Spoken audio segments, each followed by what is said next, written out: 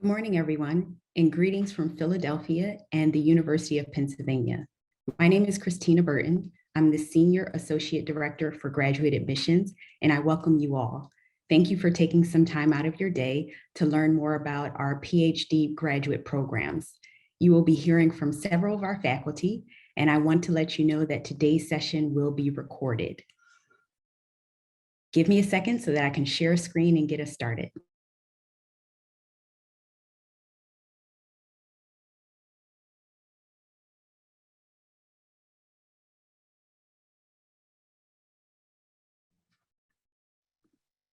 Okay, we have a very packed agenda today.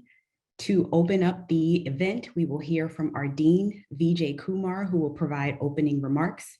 Then we'll hear from some of our faculty who will talk about integrated research, specifically Dr. Michelle Johnson. We will also hear from our Associate Dean of Graduate Programs, Boon Thau Loo, who will talk about how our researchers are leading the way in developing solutions for today's problems.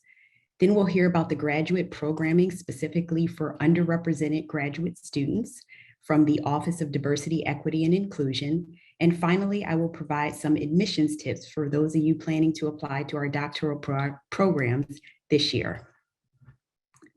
So without further delay, let's hear from our Dean, Vijay Kumar. Hello, everyone. On behalf of my colleagues on the faculty and staff, I want to welcome you to this virtual meeting at Penn Engineering. I'm Vijay Kumar, the Dean of Penn Engineering. My primary appointments are in mechanical engineering and applied mechanics, with appointments in computer information science and electrical and systems engineering. I work in the area of robotics, so I'm connected to 3 departments, doctoral students from all of these 3 departments. I'm delighted you're interested in graduate school at Penn, and simply delighted to be here to welcome you all to Penn Engineering. Yes, it would have been terrific if you could have been here in person, but unfortunately, we're living the reality of the many ways in which the pandemic has changed our world. And even so, we're fortunate here to be in this virtual setting, however surreal it might seem. Let me start by telling you a little bit about Penn. First, I want to tell you we're a community of over 11,000 graduate students and about 4,000 faculty. We're spread across 12 schools, and engineering is only 10% of the campus. Yet, in some strange way, engineering is everywhere.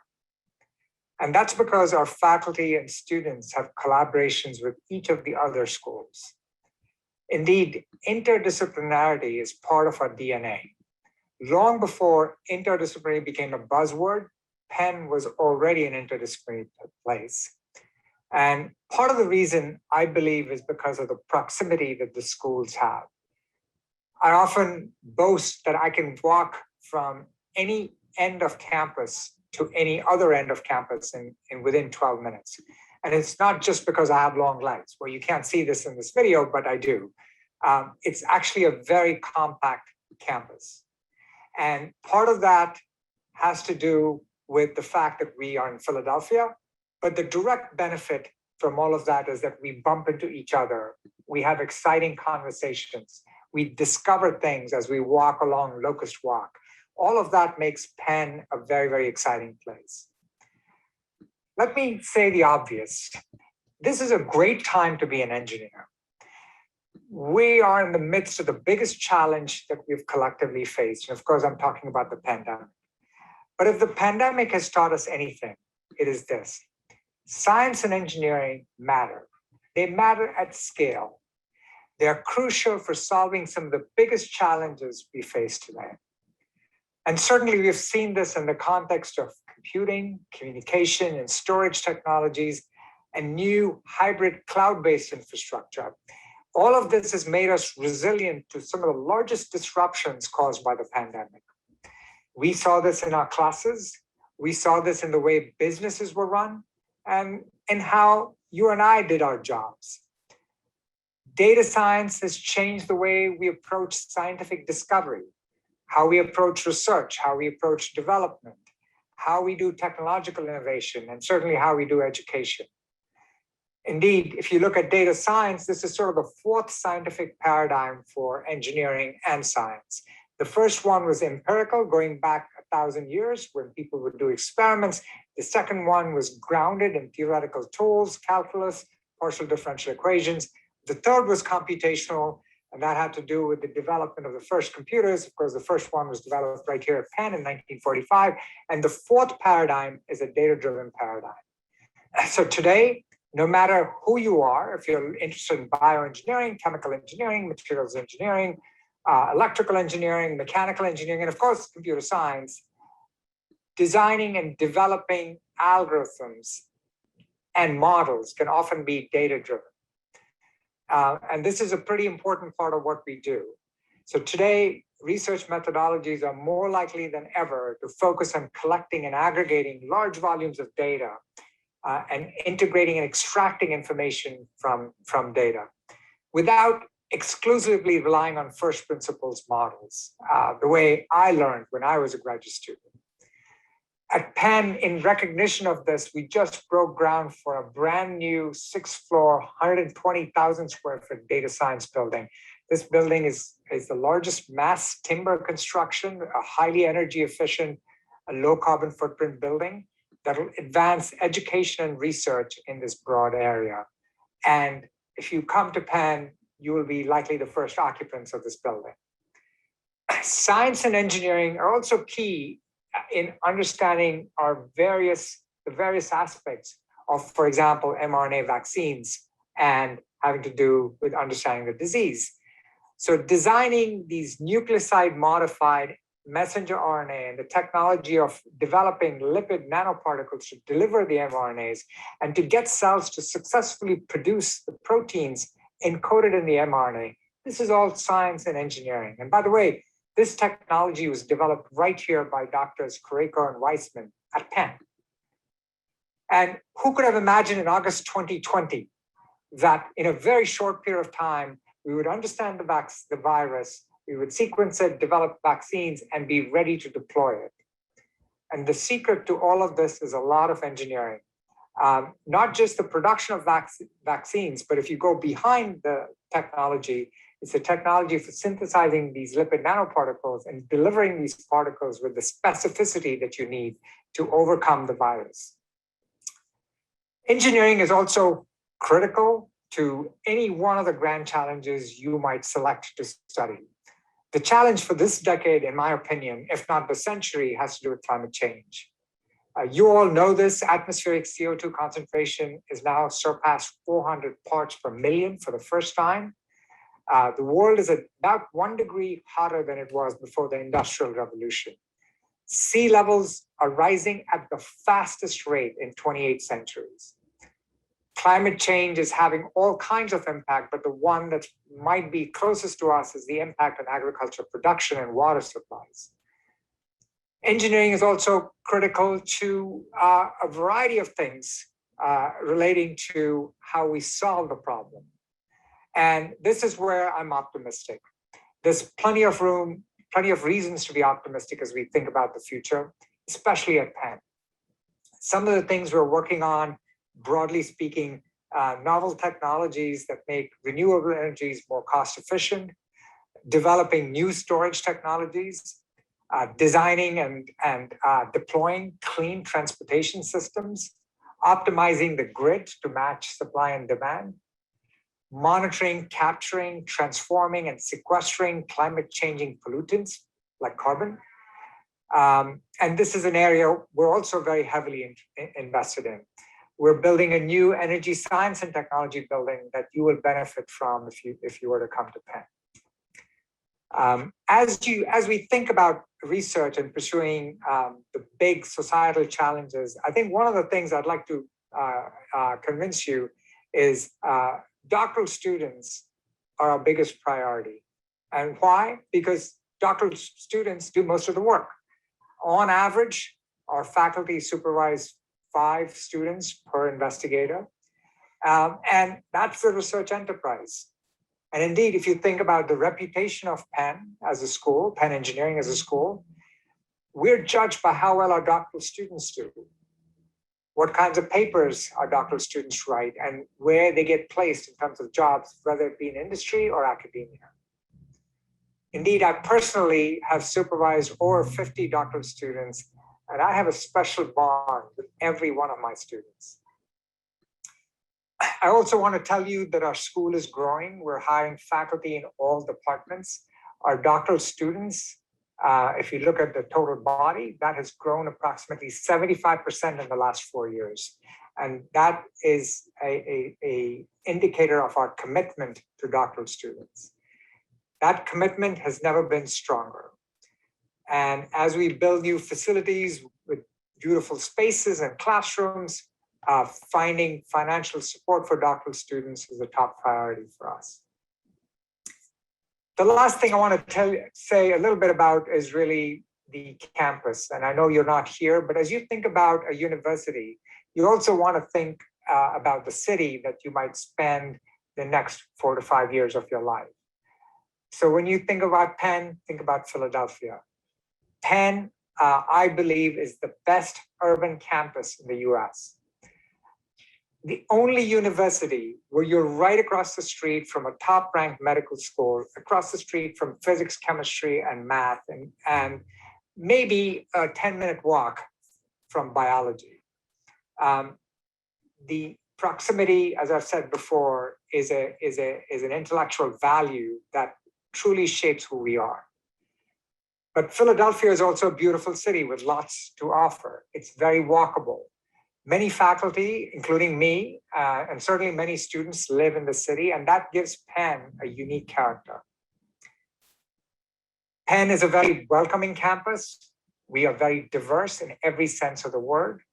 Our core values emphasize inclusion in addition to impact and innovation, the 3 I's: inclusion, impact, and innovation.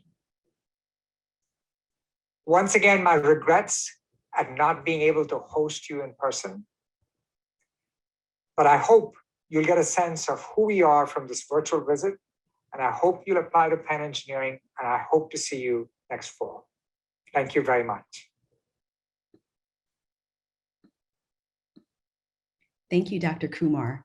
Now we will hear from Dr. Michelle Johnson, who will talk about integrated research at Penn Engineering. Dr. Johnson is the director of Rehabilitation Robotics Lab, as well as an associate professor of physical medicine and rehabilitation, and an associate professor of bioengineering here at the School of Engineering and Applied Science.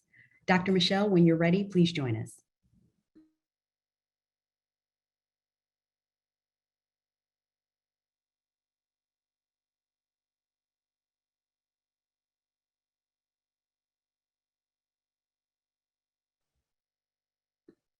All right, it seems like we're having a little bit of technical difficulty. So instead, I will introduce Associate Dean Boon Thau Loo to speak about research and the student experience in our doctoral programs.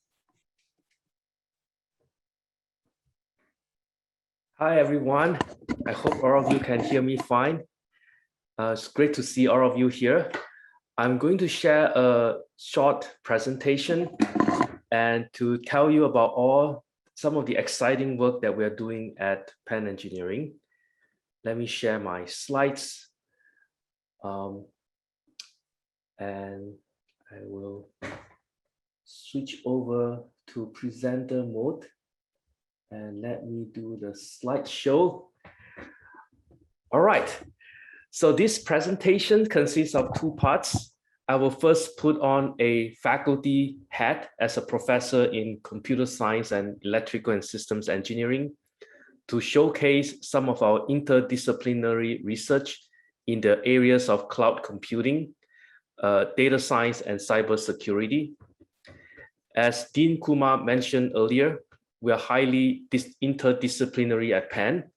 Many of us are within walking distance of each other.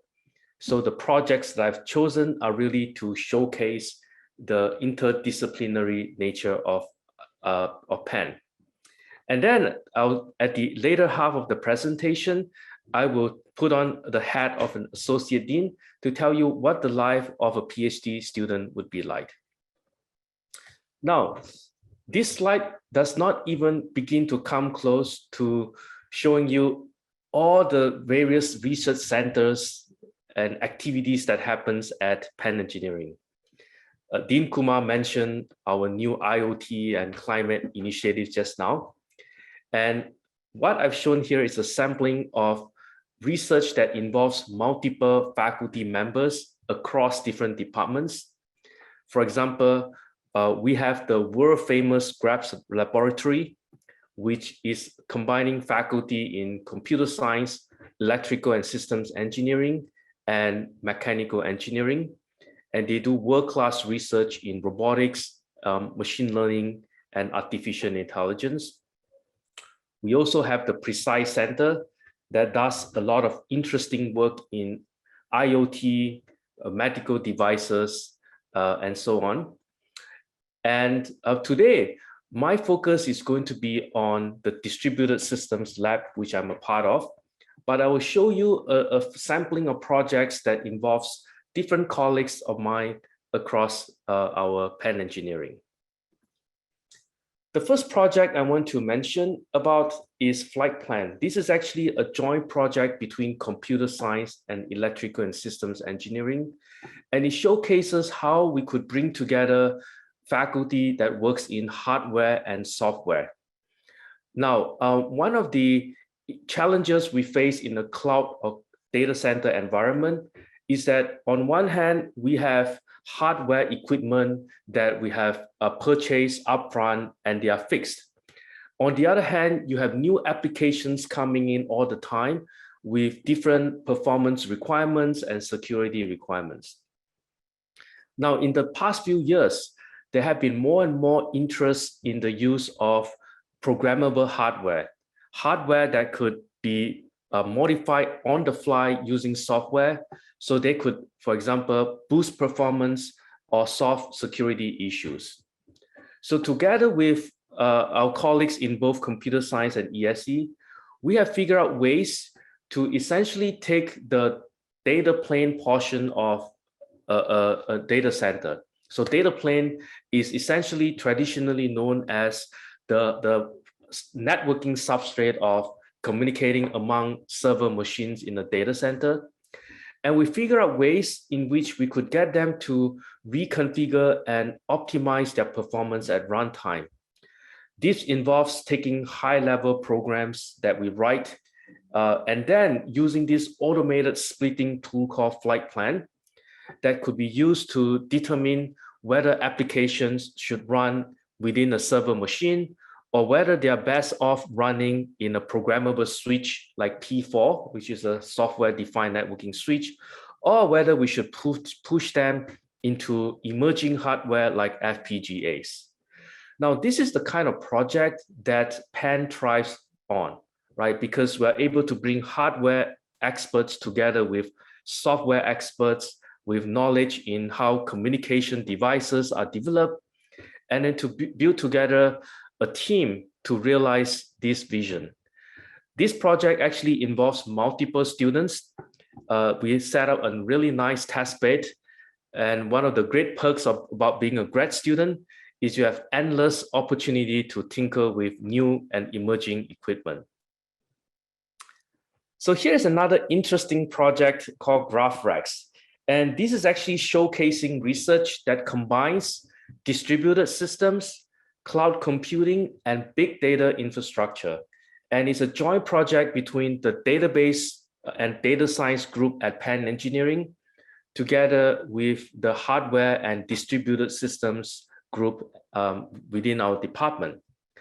Now, all of us have used social network before, and we know that in a lot of these social networks, we have to deal with very big graphs. Right, the kind of graphs we're talking about are graphs that connect people to people. And if you are, for example, an infrastructure engineer at Facebook, you have to be able to load these big graphs at real time into thousands and thousands of server machines. Now, one of the big challenges that we face is how can we compute these graphs efficiently? For example, if you want to find out who are all the people within 5 hops of Boon that are also friends of Christina, right? And you want to ask these questions really quickly and efficiently. Now, data scientists have tackled this problem of doing these big data queries efficiently for a long time. But what they have not done, and this is where the Penn differentiation comes into play, is figuring out how to run this efficiently on emerging hardware. If you look at data centers today, they have very specialized hardware equipment, and there's also a very specialized way of organizing all the server machines connected together with racks, and these racks could span entire warehouses. So how can we take something that runs efficiently in software on a single machine and to get that to run on thousands or tens of thousands of machines in a rack efficiently? To do that, we have developed new ways of essentially running big data queries in a way that could be optimized for the underlying network infrastructure. Such cross-layer optimizations, again, is one of the success stories of us combining both software and hardware innovations. The next project I would like to showcase is actually one that involves multiple faculty members at Penn. And this was in the context of a Department of Defense project on how to defend against distributed denial of service attacks. Now, in a denial of service attack, you can have a botnet or a group of machines maybe controlled by some bad actor or even a third country, and they try to utilize thousands of compromised machines all over the world to bring down, say, a cloud service. This is becoming a huge problem because nowadays you can launch what we call asymmetric attacks. Now, in an asymmetric attack, the way to think about it is the attacker or the botnet can use very little effort, but it can cause a huge amounts of damage. In other words, if you want to bring down a cloud service, you don't need tens of botnets anymore, right? Maybe a small number of them is enough to cause you a huge amounts of damage. Now, the obvious way to solve this problem is to take a purely cybersecurity approach, which is to look at the attack patterns and to block them, right? This has been the approach taken for the last few decades. But here you're playing a cat and mouse game, right? Once you discover the signature, the attacker can come up with a new attack that's going to fool the defender. And so the one defending is always a step behind the attacker. So what we have done at Penn is to say, let's not use just the traditional cyber defenses, but try to look at it from a software engineering or a programming language point of view. And this is research that combines programming language faculty together with cybersecurity faculty, together with cloud computing experts. And what we've come up with is a system called DDoS. And the basic idea is to take a complicated software and then come up with ways to automatically break that software down into small pieces. And what we realize is the attacker is only usually able to attack one component in the software. For example, they may attack TLS, which is the component for generating signatures, and deliberately cause your server machine to generate tons of signatures that will slow down the web service. But if you're able to take your software and break it up into small pieces, when the TLS component is under attack, instead of having to replicate the software, the traditional approach, utilizing tons of cloud resources, you can replicate just the TLS component, which is much easier. And in this way, you can deflect the effect of the attack. And the end goal is now the attacker has to work a lot harder to cause the same damage to your cloud infrastructure. Now, moving on in the cybersecurity space, one of the really unique aspects of Penn is we're able to bring together faculty members that do data science research together with cybersecurity research. In the area of data science, there is a very well-known area called provenance. So some may have heard about provenance in the art museum setting, which is you want to figure out the authenticity of an art piece, right? Tracing back to where its origins are. This is also a well-known studied problem in data science, which is if I publish some news article, right? How do I know whether it's fake news or real news, right? You want to be able to trace the authenticity to where the source came from, right? This is a data provenance problem. And to do it in a way that you can defend against people lying, people faking, is a non-trivial problem. So at Penn, we have been working on this problem of secure provenance. And we actually took it beyond fake news, right? This is actually using this to solve a cybersecurity problem. If, for example, some bad actor has brought down a cloud service, how can we trace back to the original source? This is actually a non-trivial problem because nobody owns the internet completely, right? An internet is really a collection of autonomous service providers, and everybody owns a tiny piece of it. So our cybersecurity faculty, together with the data science faculty, have come up with ways that take traditional data provenance, but then applying it to cybersecurity infrastructure, such that we can figure out network diagnostics in such a way that nobody can lie about it. And this is a project called SNP, or Secure Network Provenance. We have a link to the website in case any one of you are interested to learn more about it.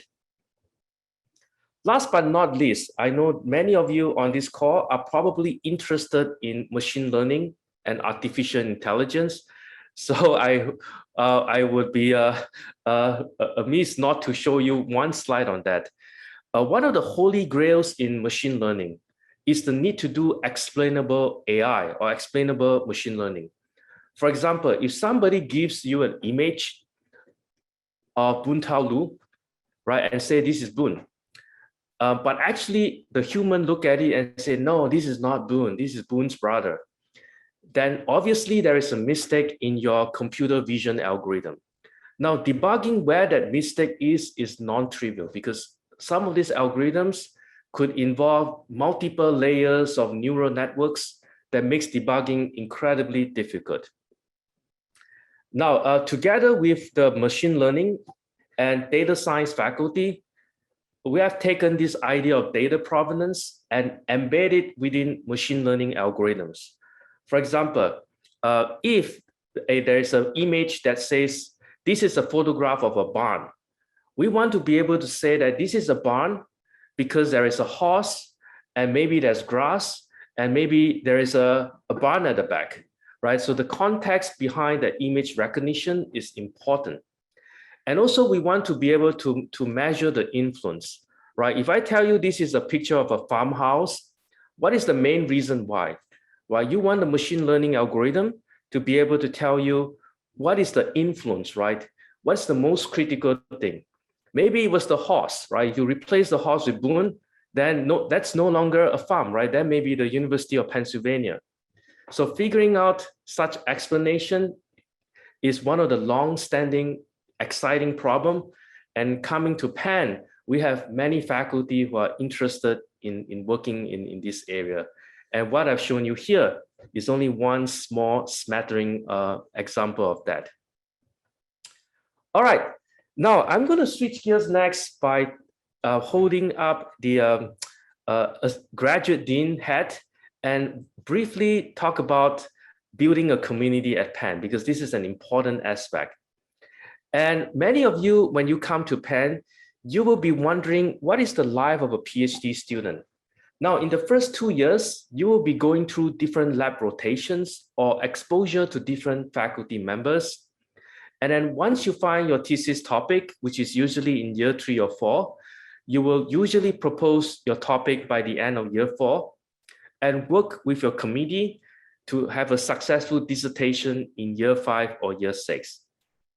We value the personal development of all our students, which is why on an annual basis, we hold departmental specific reviews where each faculty member can look at every student and then discuss the student's progress with all the other faculty members to give valuable feedback on your professional development.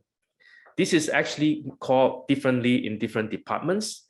In computer science, it's called Black Friday. That's not the Thanksgiving shopping holiday, but Black Friday in computer science is the day where faculty gets together to figure out, discuss, and give feedback to students. And in bioengineering, that's called the individual development plan. We care a lot about your wellness as well. All of us were grad students at some point, right? Both Dean Kumar, Professor Johnson, myself, we know that being a grad student, there's a lot of ups and downs, and we are here to support you all the way. We have a wellness committee led by Elise Edwards and Tori Fu. And we also have Ocek Eke, who's on the call today, who focuses on mentoring and developing underrepresented minority students. We hold a ton of workshops that help students figure out job search, writing their graduate fellowship proposals, and so on. We have also hired an external consultant who hold topics on stress management, imposter syndrome, how to be more resilient, and these workshops are available to all graduate students. Dr. Hirsch also hosts twice every month support groups that brings together small groups of 8 graduate students where you hear about each other's issues and concerns and give support to one another. And on an annual basis, we hold different award ceremony to recognize all the achievements of our graduate students. By achievements, we have adopted a very holistic view that could include not only winning awards, getting publications, but also outreach activities and social impact that students have done throughout the year. Within Penn Engineering, there are various ways for students to engage in leadership position. For example, the graduate student engineering group helps to organize social events. We have the Dean's Doctoral Advisory Board and the Dean's Doctoral Diversity and Inclusion Board that meet myself, Dean Kumar, and various members of our academic team on a regular basis, where they give us feedback and ideas on how to improve the life of doctoral students. So all of you have a voice in how to make your life better at Penn Engineering. I'm actively involved in a Slack channel with all our doctoral students and postdocs, and we hold regular town hall meetings and meet students regularly so that we could hear from you and have a pulse of things that are going right and things that could be improved within our student and community. All right, so those are the slides that I have. Again, it's a great pleasure to see so many of you today, and I hope that you enjoy the rest of your open house. Thanks so much, Dr. Loo. And now we will hear from Dr. Michelle Johnson. Thank you, everyone. Let me go ahead and share my slides. It says host disabled participant sharing. You can give me permission. I apologize. You should have it now. Okay, perfect. Let me share my slides. Okay. To run.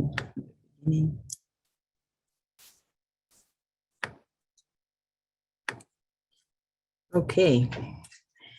Hello, everyone. Thank you, Christina, for inviting me to give this talk. Thank you, everyone, for your interest in the University of Pennsylvania and in the School of Engineering. And I kind of wanted to discuss a little bit about my lab and how we've been integrating kind of the working with the School of Medicine as well as the School of Engineering. So my primary appointment is in the School of Medicine, the Provenance School of Medicine, with secondary appointments in bioengineering and mechanical engineering. And my lab consists of an interdisciplinary team of people working in the fields of robotics, rehabilitation, and neuroscience. We are a part of GRASP, which is as Boon mentioned, a large robotics center where there are lots of multiple different types of labs that are focused in some way on robotics activity. My lab's mission is to translate research findings into development of assistive and therapeutic robots that can provide neurorehabilitation. And I'm very much focused on thinking about sobriety support both here in the US and globally. And our primary focus is working with people with brain injury, a variety of types of brain injuries. And we definitely have a lot of partners, the School of Medicine, the Center for Global Health, the Children's Hospital. We work with different hospitals and universities, both in the US and across the world. And especially via Penn Medicine, I've been able to, with Penn and engineering, combine and be very multidisciplinary and interdisciplinary in the work and how we approach problems within our lab. And I think that's actually a really great feature of coming to Penn, is as a student, you're able to access, as Dean Kumar says, this interdisciplinary type focus. Just our rationale, our lab is definitely about kind of thinking about how we can use technology and robotics to shed light on what happens after brain injury. For example, in this world today, non-communicable diseases and communicable diseases are actually at the root cause of disability. High blood pressure leading to stroke, diabetes leading to amputation, blindness, HIV leading to dementia, cognitive and motor issues. Even COVID now, there's definitely information showing how it's leading to chronic fatigue, muscle deconditioning, cognitive issues, as well as lots of issues in neonatal care leading to cerebral palsy and autism. And our lab is about, kind of targeting these different types of disease and conditions and figuring out how we can use technology to understand, shed light on the persons with these conditions. One of the key things as to why using technology is that it's just like there's a growing number of persons, and the people who are in rehabilitation and in the care are very small and not growing at the rapid rate.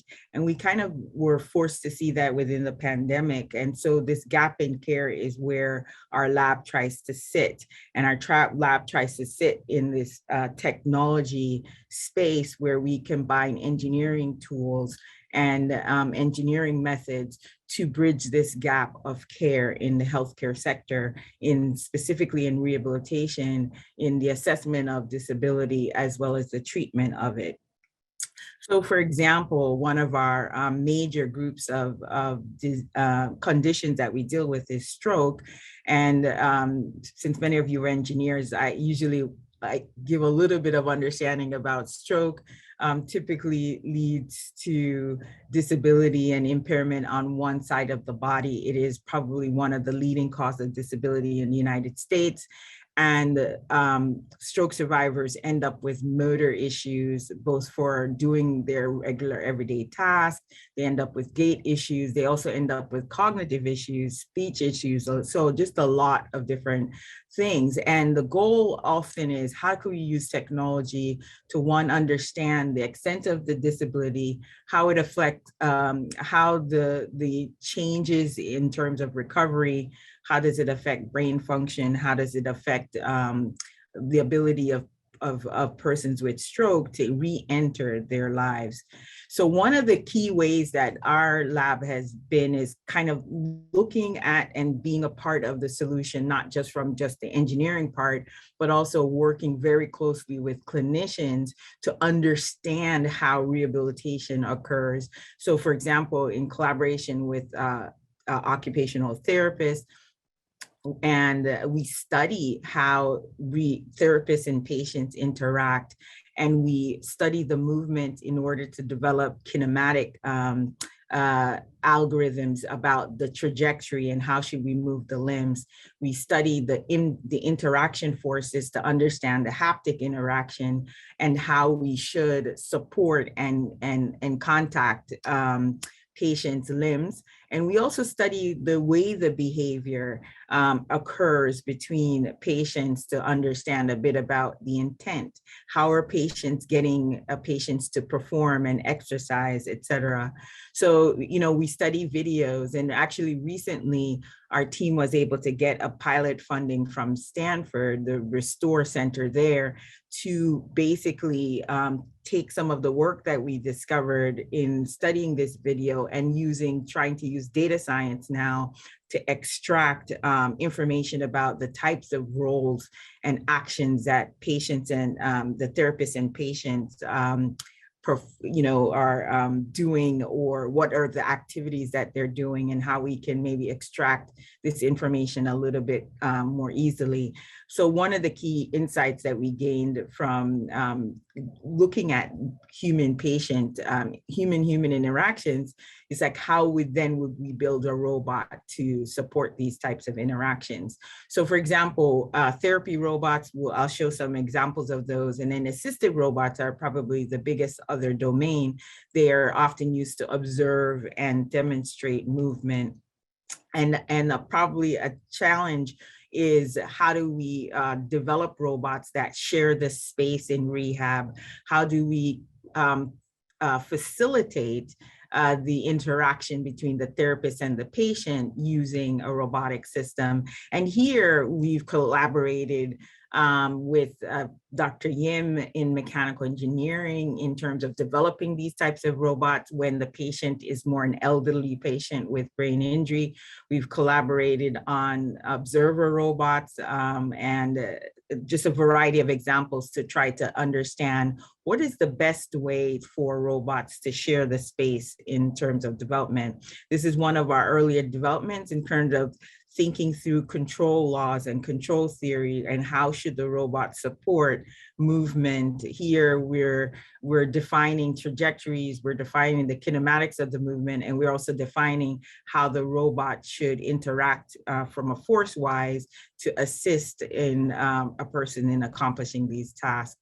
We also look at affordability. One of my passion area is, how do we take what we're doing from the engineering sector and be able to make impact, not just in Penn medicine here in the hospital systems, but also within the community hospital systems or the community rehab centers, and also globally in global centers. So this is one of our systems that we've continually developed in terms of our haptic third drive.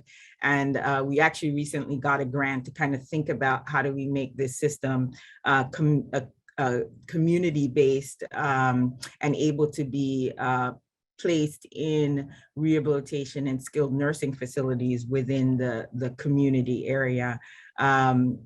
This is kind of like our vision of compact care, where there are multiple robotic systems together, and that we would be able to make this portable and be able to put it in a variety of hospital settings throughout the world.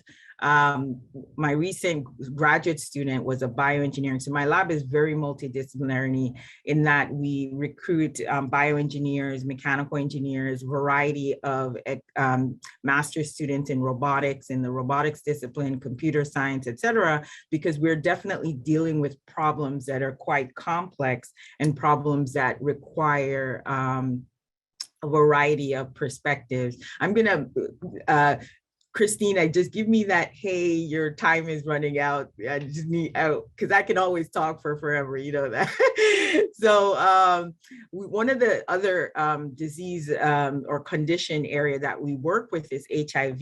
HIV is, again, another area that's, I think, a disease condition that's affecting persons globally, and especially is of challenge in some of the low and middle income areas within Africa. And we've been looking at how our robotic systems can address cognitive or motor issues, and even find a way to quickly categorize and quantify these behaviors, despite lack of resources that are often present in low and middle income countries. So we ask about how we can, how can we measure cognitive impairment?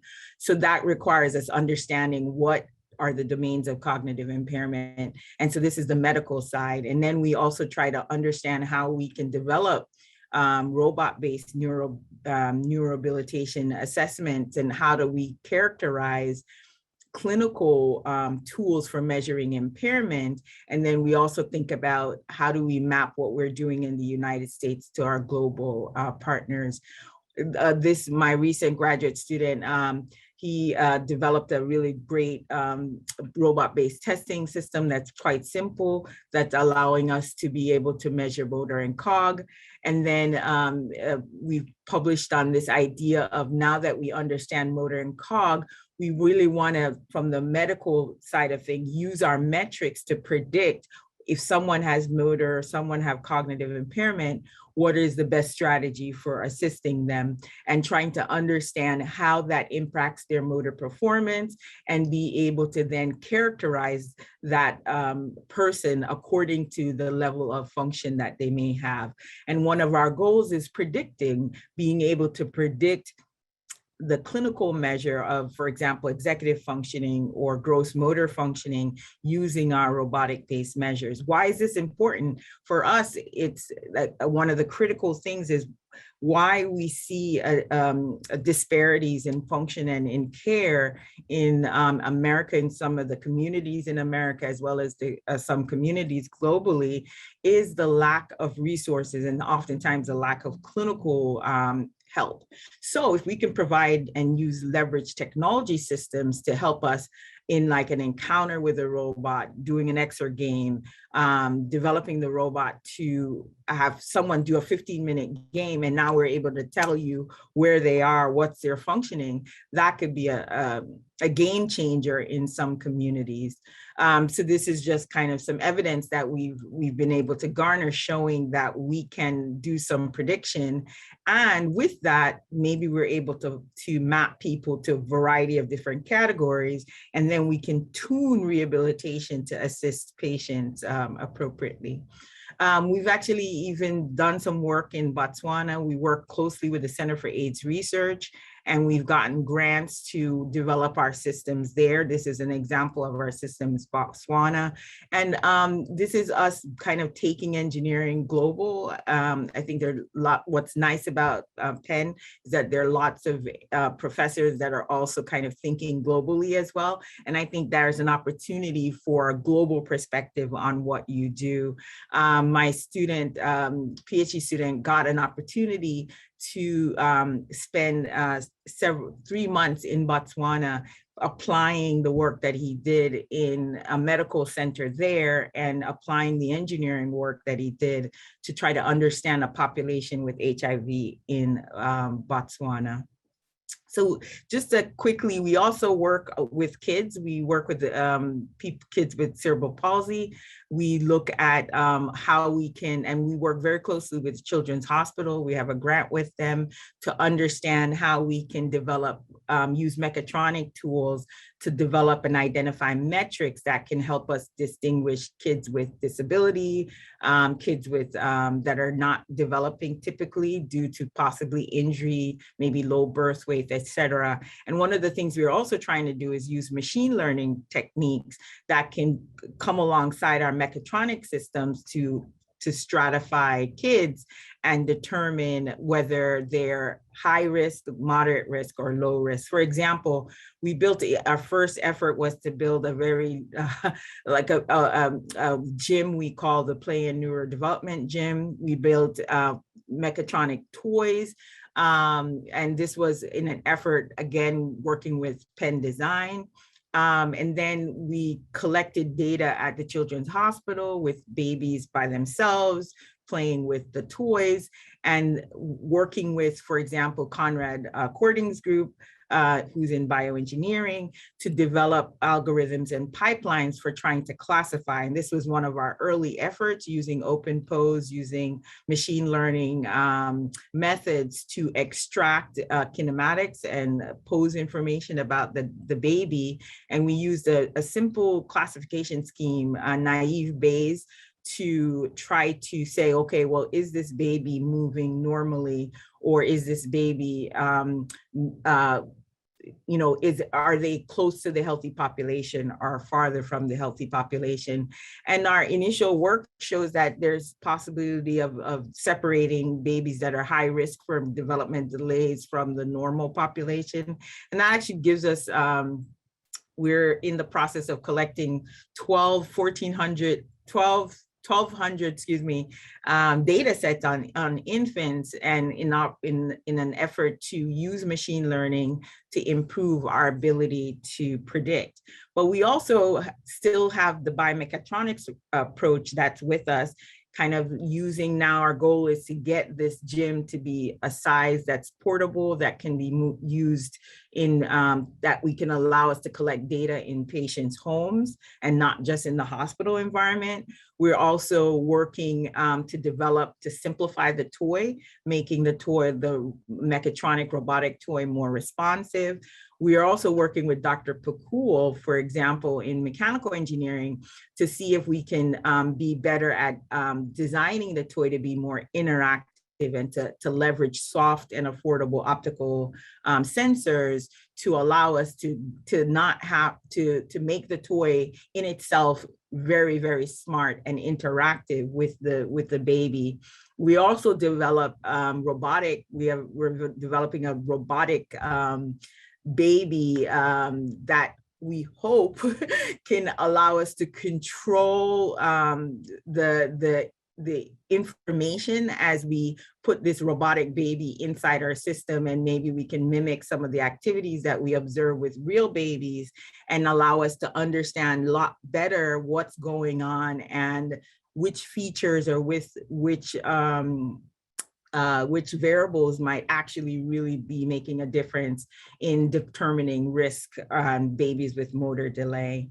We're also working with adults with cerebral palsy and patients with stroke and different types of brain injury in a remote fashion. One of my PhD students is thinking about how do we develop social assistive robotics, and in his work, he's a mechanical engineer, PhD, looking at developing low cost and affordable systems that can be placed within the community or be, for example, in a hospital setting, and then we can reach out in a telecommunication way or a telepresence way to patients. One of the key difference here is there are lots of robots out there that's just focusing on the telepresence screen, Skyping, using Zoom, et cetera.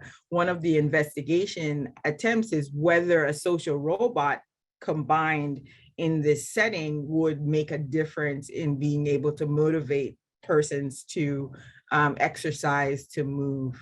1 minute, okay, thank you. So with this, we leveraging again perception pipelines and machine learning and vision to try to extract information about movement so that we can then provide data to clinicians in ways that may support this tele-rehab. And in the area of COVID and in the times of COVID, this type of systems are super, super important, and we're finding them more important.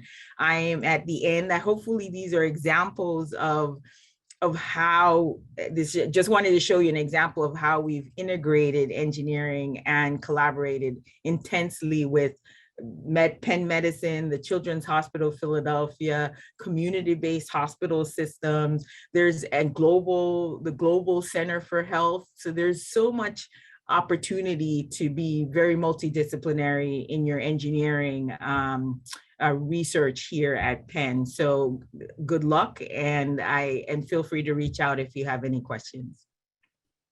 Thanks so much, Dr. Johnson. I hope you all, in listening to Dr. Loo and Dr. Johnson, have learned a lot about the interdisciplinary nature of our research, that it bridges departments and also across several Penn schools. Now we will shift to hear about graduate programming and advising for underrepresented students through the Office of Diversity, Equity, and Inclusion. So Dr. Eke and Dr. Stubbs will lead us in a brief presentation.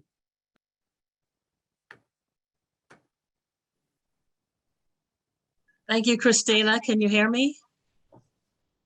Fantastic. Okay, I'm going to share my screen. And thank you all who were on the webinar. Oh, where did it go? Oh, no, that's not it. Trust me, I had it up. I really did. Let me see. Oh, here it is. Okay. Ocek, are you there? Yes, ma'am, I'm here. All right. Yeah. Wait a minute. I'm looking for the slide part. View. Okay. Okay. Thanks so much. Hello, everyone. As Christina mentioned, we're from the Office of Diversity, Equity, and Inclusion, and we're happy to give you this presentation about what we do and how we value all students. I bring you greetings from our Associate Dean, CJ Taylor. We'll say a bit about him. I am the director, one of the directors within the office, and so is Dr. Eke. You will also have access to these slides after the presentation, and the links within the slides are live links. Okay. So as I mentioned, our Associate Dean for Diversity, Equity, and Inclusion is the umbrella under which we operate. Dr. Taylor is the Associate Dean. He's a professor in the Computer and Information Science. He is the holder of a named chair, and he chairs a group of individuals who help form our infrastructure in diversity, equity, and inclusion, our DEI liaisons. The liaisons are a group of faculty who have volunteered to champion DEI within their departments. We have several other big events, host forums. Dr. Berdonia was a former dean of the engineering school, and we have a forum named after him. Specifically, ODEI, we have a very robust strategic plan with many action items, as you can imagine, but they're ongoing. They're things that we've done in the past, and we're enhancing them for the future in 3 areas: retention and recruitment, climate, to make sure that everyone feels included within Penn Engineering, and outreach. So we also try to help the folks in the pipeline. You all are looking to join our graduate programs, and many of you coming from your undergraduate studies may have also participated, or probably did, highly likely, that you participated in outreach programs in your high school. We have a plethora of outreach programs across Penn Engineering. I just wanted to make a statement about some key personnel in our focused areas. As I mentioned, my name is Dr. Stubbs. I received my Bachelor of Science and Master of Science degrees here at Penn Engineering in Mechanical Engineering and Applied Mechanics. Subsequently, went on to get my PhD in Mechanical Engineering from University of Maryland at College Park. I joined the Navy after I graduated from Penn with my master's, and actually retired from the Navy before returning to Penn recently. We have another longtime member of our office, Associate Director, Ms. Yolanda Asoka, who herself is also a Penn graduate. And we're happy to say that this year we will mark our 40th anniversary of our office. So we've been doing this a long time, caring for students, making sure you have the proper resources, and helping people any way we can. So here are some photos from some of our activities, similar activities that I'm sure you're participated in. We host students for conferences. We have a research program where at the end, students participate in a symposium, present posters, and students are mentored by graduate students like you will be in the future in the labs. On the call with us, on the Zoom with us, we have Dr. Ocek Eke, who is our Director of Graduate Student Programming. I'm going to turn it over to you. I do list a couple other members who are key personnel within our office: community engagement and outreach, like I mentioned before, and undergraduate advising. But Dr. Eke? Yes, Laura, thank you so much. I want to welcome all of you to this programming, and thank Christina for putting it together. And as you have heard from our faculty, Penn Engineering and Penn as a whole is a very exciting place. It's in Philadelphia, and those of us in the ODEI office anticipating your arrival, and our primary function is to make sure that you stay and graduate. It's just not enough that we invite you to apply and be admitted, but that we make sure that we create an environment that's conducive for you as a graduate student so that you can do your research with people like Dr. Johnson or Professor Boon Thau Loo, Associate Dean, and other professors, fantastic people, very smart people that we have in the school, and to provide that environment for you so you can thrive and have big dreams, as the Dean said, and help us solve some big global problems. And of course, you're all aware of it. You don't need to be lectured about climate change, issues about hunger, issues about health disparities, as Dr. Johnson said. And so our duty is to provide that environment so that you can be successful, because when you're successful, that means we have done our job. So welcome, and I wish you all the best of luck, and hopefully see you in Philadelphia in the fall. Thank you. Thank you, Dr. Eke. The rest of my slides are more informational. They talk to you about resources that we have here on campus. Some other offices that we have. These are some talking about some signature programs. I myself am the university representative for Penn's National Gym Consortium. There may be some of you who are considering graduate school for a gym through the Gym Fellowship Program. Some of you may have participated in the Lewis Stokes Alliance. We do have a Greater Philadelphia Alliance, and many of our graduate students have assisted us with that. Advancing Women in Engineering is another program that where we have graduate student programs. Actually, graduate students have led some of the programming of it. Once again, undergraduate student programming, a pre-orientation outreach, and those who want to get involved can contact Ms. Michelle Rainey at the website below.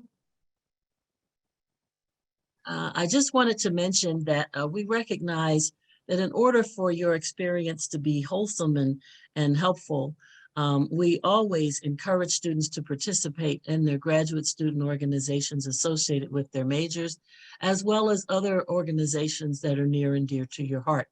I was a member of American Society of Mechanical Engineers, National Society of Black Engineers, etc. But then by major and by department, we also have several engineers. Here I list them for you.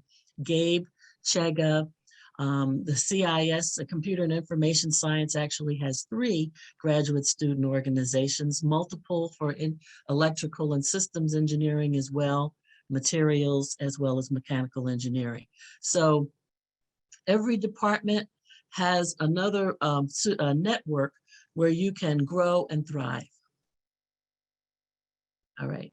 And I will end by saying that we partner with many of our cultural systems, cultural centers across the university. And here I've listed some for you. Once you get the slides, you will see that. All right. Thank you so much. Thank you so much, Dr. Stubbs and Dr. Eke. That was a wonderful presentation, and thank you for reminding students that we are not just concerned about them choosing Penn Engineering for their graduate education, but it's important for us that they thrive here. So that means that your identities can be fully expressed and accepted here, and that we value you actually beginning your career here. So we're going to make sure that you see your way through not only the program, but beyond. So thank you for those wonderful presentations. I did just note in the chat, hopefully everyone had a chance to view, that we are running slightly behind schedule with the opening ceremony. So if you do need to leave for the start of your department's presentation, you can definitely do that. We will have a recording, which I will share with you all as soon as it is available. But for the final portion of today's opening ceremony, I'm just going to share with you a few admissions tips and timelines. So as you all are probably aware, our PhD applications have a deadline of December 15. So you have a little over a month to submit your applications. Here are the application requirements. One thing that I will note is that the GRE for the second year in a row, it has been made optional. It is optional but recommended. So what I've been telling people that means is that if you have a background that is slightly different from the program that you aspire to enroll into, it might be within your interest to submit your GRE scores if you've already taken them. You can definitely consult with the program administrator for your program of interest to confirm whether or not you should submit GRE scores. Now, we do have a $90 application fee, but we are so grateful that you all are considering Penn Engineering for your graduate education and that you've taken time to be here with us. So we will offer you an application fee waiver, so you don't have to pay the fee. I want to go briefly over a few tips. I know you will hear a little bit more about these in details when you go to the departments of interest, but a few things that I do want to point out. Make sure you're intentional about who you ask to be your recommender. What do I mean by that? Make sure that you're identifying faculty who would work with you beyond the classroom. So you want a faculty member who's not just going to say, yes, this person was in my class, and yes, this person received an A.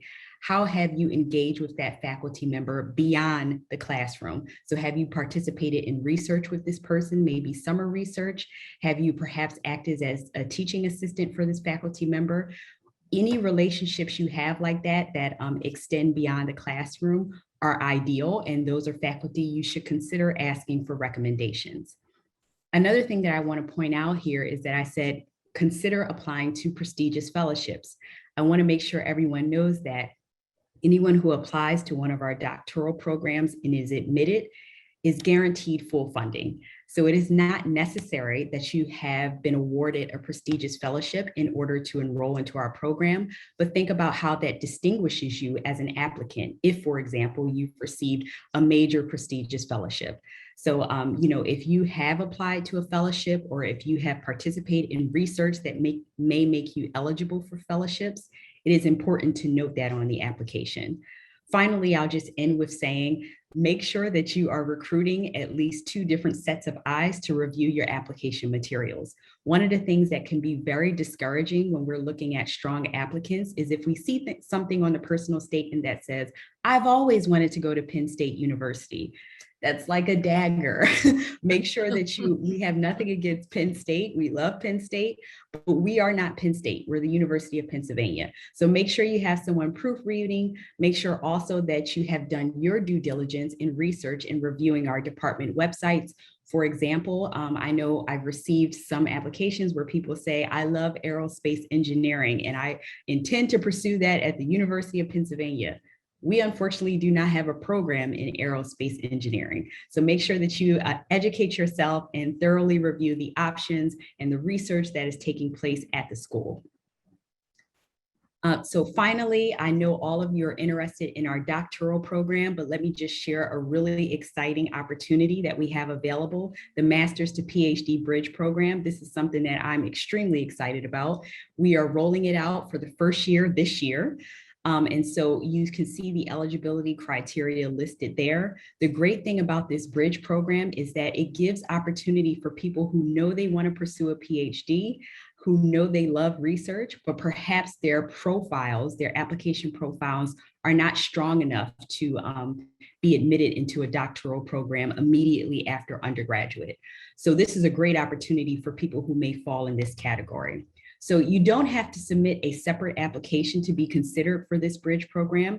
If you apply to one of our doctoral programs, and if you meet the eligibility criteria listed there, that includes requiring that you're a US citizen or permanent resident, that you are either first generation and low income or a member of an underrepresented ethnic group as listed there, then you would be eligible. So when you submit your application, you'll notice that there's a question that populates on your form that says, would you like to be considered? There will also be a link for more information about the bridge program within the application. So please thoroughly review that, thoroughly consider it. The benefit of this program is that you would enroll as a master's student at Penn Engineering, but while pursuing your master's degree, you will also receive specialized advising and research opportunities.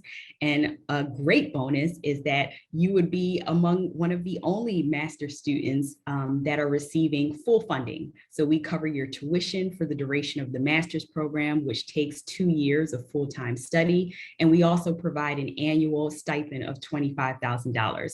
So this is a unique, wonderful opportunity for those who qualify. All right, so I've spoken a lot. I hope that you've enjoyed this event. I hope that you've had some of your questions about Penn Engineering and our PhD programs answered. You will now go on to your departmental agendas. Thank you for your patience, and we look forward to seeing you soon on Penn's campus. Take care.